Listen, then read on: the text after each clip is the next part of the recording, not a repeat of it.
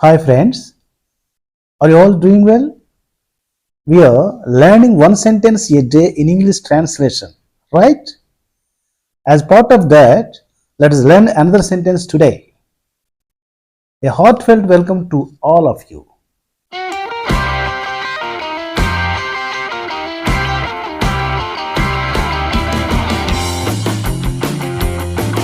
The sentence we need to translate today is ప్రతికూల భావోద్వేగాలు కేవలం మనసుపైనే ప్రభావం చూపిస్తాయనుకుంటే మీరు పొరబడుతున్నట్టే.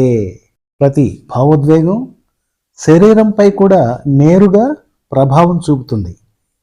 వీలైనంత వరకు ప్రతికూల భావోద్వేగాలు దరిచేరనివ్వకండి. This is the sentence. Friends, as usual, let us first learn the vocabulary. Observe carefully, memorize any new words that come up. ఒకవేళ మీకు తెలియని పదం వస్తే దాన్ని మీరు బై హార్ట్ చేయండి లేదా నోట్ చేసుకోండి. ఫ్రెండ్స్, ఇక్కడ ప్రతి తెలుగు పదానికి ఇంగ్లీష్ అర్థం ఇవ్వటం జరిగింది. అలాగని ఇవి యాజ్ ఇట్ ఈజ్గా వాక్యంలో రాకపోవచ్చు. మీరు వొకాబులరీని డెవలప్ చేసుకోవడానికి ఉపయోగించండి. Okay friends, observe the first sentence. ప్రతికూల భావోద్వేగాలు కేవలం మనసుపైనే ప్రభావం చూపిస్తాయనుకుంటే మీరు పొరబడుతున్నట్టే. ఇక్కడ చూడండి, చూపిస్తాయనుకుంటే అంటే అలా చూపిస్తే, అలా అయితే. ఇఫ్ అన్నమాట, ఇఫ్ క్లాస్. ఇది కండిషనల్ సెంటెన్స్. కండిషన్ ఉంటే రిజల్ట్ కూడా ఉంటుంది. Okay, identify the condition and result parts in this first sentence. Condition వచ్చేసి ఇఫ్ క్లాస్, రిజల్ట్ వచ్చేసి main class. Okay, first condition class చూద్దాం. ప్రతికూల భావోద్వేగాలు కేవలం మనసుపైనే ప్రభావం చూపిస్తాయనుకుంటే. ఎంతవరకు ఇది ఒక కండిషన్. ఎవరనుకుంటే? నీవు అనుకుంటే. సో దీనిలో నీవు అనేది ఎంప్లాయిడ్గా ఉంది. ఎందుకని? మీరు పొరబడుతున్నట్టే అనేది రిజల్ట్లో ఉంది కదా, కనుక ఇక్కడ నీవు అనేది కండిషన్లో కూడా ఉన్నట్టే. సో ఇక్కడ సబ్జెక్ట్ వచ్చేసి యు అన్నమాట. Notice the subject and verb in each clause. Subject వచ్చేసి యు. ఇక్కడ యాక్షన్ ఏది? అనుకోవటం. So verb think. ఏమనుకున్నాడు? ప్రతికూల భావోద్వేగాలు కేవలం మనసుపైనే ప్రభావం చూపిస్తాయి. ఇదంతా కూడా ఆబ్జెక్ట్. అమ్మో, ఇంత ఆబ్జెక్ట్ ఉంటుందా? ఎస్, ఆబ్జెక్ట్ అనేది ఎప్పుడు ఒక్క పదం, నౌన్ కాదని మీరు గుర్తుంచుకోవాలి. ఒక క్లాజ్ కూడా ఒక్కొక్కసారి ఆబ్జెక్ట్ లాగా పనిచేస్తుంది. ఆ క్లాజ్లో తమకు తామే వెర్బు, సబ్జెక్టు, ఆబ్జెక్ట్ కూడా ఉండొచ్చు అన్నమాట. అందుకే ఫ్రెండ్స్, గ్రామర్ లోతులోకి వెళ్ళవద్దు. వెళ్ళే కొద్దీ కన్ఫ్యూజన్ ఎదురవుతుంది. కనుక దీనిని ఒక ఫ్రేజ్ లాగా లేదా అదర్ వర్డ్స్ లాగా గుర్తుపెట్టుకోండి. ఓకే, ప్రతికూల భావోద్వేగాలు కేవలం మనసుపైనే ప్రభావం చూపిస్తాయి అనుకుంటే. ఇది వాక్యం కదా. నీవు అనుకుంటే, ఇఫ్ యూ థింక్. ఇఫ్ అంటే అయితే, యూ థింక్ నీవు అనుకోవటం, నీవు ఆలోచించటం, నీవు ఆలోచిస్తే, నీవు అనుకుంటే. If you think.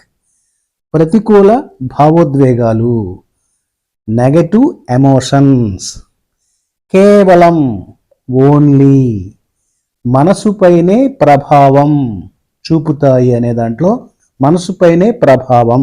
దీనిని మనం రివర్స్లో ప్రభావం మనసుపైనే అని రాయాలి. Effect the mind. Mind the effect కాదు, తెలుగుని యాస్టీస్గా రాయకూడదు. Effect the mind.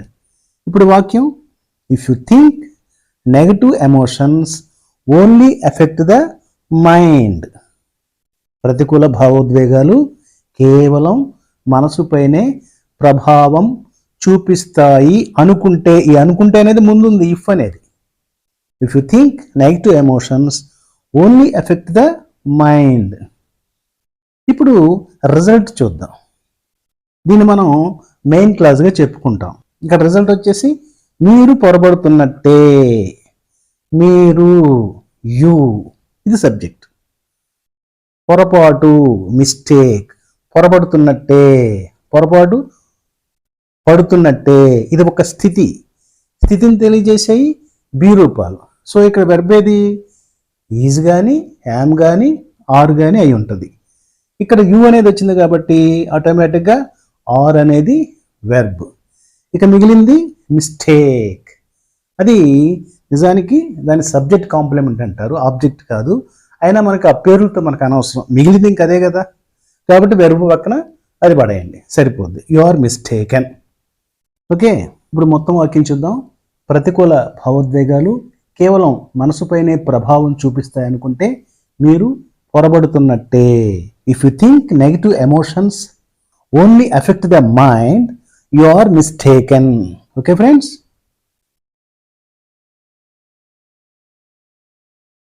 Friends, let us move on to the second sentence. ఇది ఒక సాధారణ వాక్యం.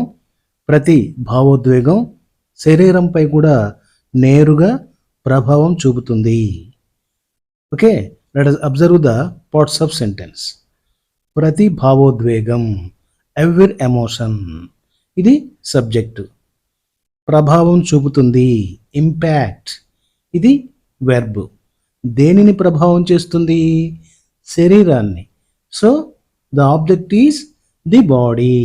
ఓకే, మిగిలినది నేరుగా, డైరెక్ట్లీ, ఇది యాడ్వర్బ్. ఒకసారి మళ్ళీ గమనించండి. సబ్జెక్ట్ వచ్చేసి every emotion, verb impacts, object the body, adverb directly. ఇప్పుడు సింటాక్స్ గమనించినట్లయితే subject plus adverb plus verb plus object. Adverb అనేది ఎప్పుడు కూడా వెర్బ్ ముందే ఉంటుంది. Okay, subject every emotion directly effects the body. మరి ఇక్కడ వాక్యంలో కూడా అని ఉంది కదా, ఈ ఆల్సో అనేది వెర్బ్ ముందు ఉంచేసి every emotion also directly effects the body అనొచ్చు. లేదా every emotion directly impacts the body as well. ఈ యాజ్ వెల్ అన్నా కూడా అనే అర్థం, కానీ యాజ్ వెల్ అంటే వాక్యం చివరిలో పెట్టచ్చు. ఆల్సో అనేది మాత్రం వెర్బ్కు ముందు ఉంచాలి. Okay friends, this is the second sentence. Let us move on to the third sentence. Okay friends, మూడవ వాక్యం వచ్చేసి వీలైనంత వరకు ప్రతికూల భావోద్వేగాలను దరిచేరనివ్వకండి. ఇది ఒక ఇంపరేటివ్ సెంటెన్స్. ఇంపరేటివ్ సెంటెన్స్ అంటే అది ఒక సలహా ఇచ్చేదిగా, లేదా ఒక అభ్యర్థన చేసేదిగా, లేదా ఒక ఆజ్ఞ చేసేదిగా ఉంటుంది. ఇక్కడ వీలైనంత వరకు ప్రతికూల భావోద్వేగాలను దరిచేరనివ్వకండి అని ఒక సలహా ఇస్తుందన్నమాట. కనుక ఇది ఇంపరేటివ్ సెంటెన్స్. వాక్యం చూడండి. వీలైనంత వరకు, యాజ్ మచ్ యాజ్ పాసిబుల్, ఇది ఒక యాడ్వర్బియల్ ఫ్రేజ్. దీనిని వాక్యం ఆరంభంలో ఉంచుదాం. నెక్స్ట్ సబ్జెక్ట్ రాద్దాం. దీనిలో సబ్జెక్టు ఇంపరేటివ్గా ఉంటుంది, అంటే కనపడకుండా ఉంటుంది, డైరెక్ట్గా మనకు కనపడదు. అందుకే ఇది ఇంపరేటివ్ సెంటెన్స్ అని కూడా అంటాం. అందుకోసమే నేను మీకు ఇది ఏ సెంటెన్స్ చెప్పాను. ఇక్కడ సబ్జెక్టు యు, కానీ అది వాక్యంలో రాయవలసినటువంటి పని లేదు. వీలైనంత వరకు ప్రతికూల భావోద్వేగాలను దరిచేరనివ్వకండి. ఎవరికి చెప్తున్నారు? మీకు. సో ఇక్కడ మీరు అనేది సబ్జెక్ట్ అనమాట, imperative subject. Okay, next verb. ఇక్కడ వెర్బ్ దరిచేరనియవద్దు. Don't let. వేటిని దరిచేరనియవద్దు? ప్రతికూల భావనలు, నెగటివ్ ఎమోషన్స్, ఇది ఆబ్జెక్ట్. ఎక్కడికి దరిచేరనియవద్దు? దగ్గరకు, కమ్ నియర్, దీనిని చివరిలో ఉంచండి. ఓకే, యాడ్వర్బియల్ ఫ్రేజ్ వచ్చేసి as much as possible, verb don't let, object negative emotions.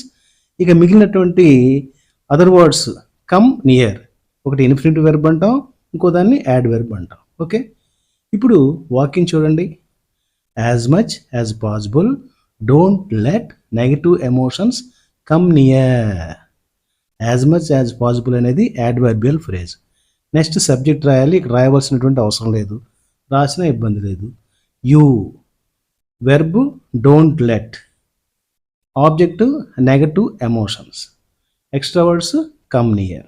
Okay, టోటల్గా వాక్యం ప్రతికూల భావోద్వేగాలు కేవలం మనసుపైనే ప్రభావం చూపిస్తాయి అనుకుంటే మీరు పొరబడుతున్నట్టే.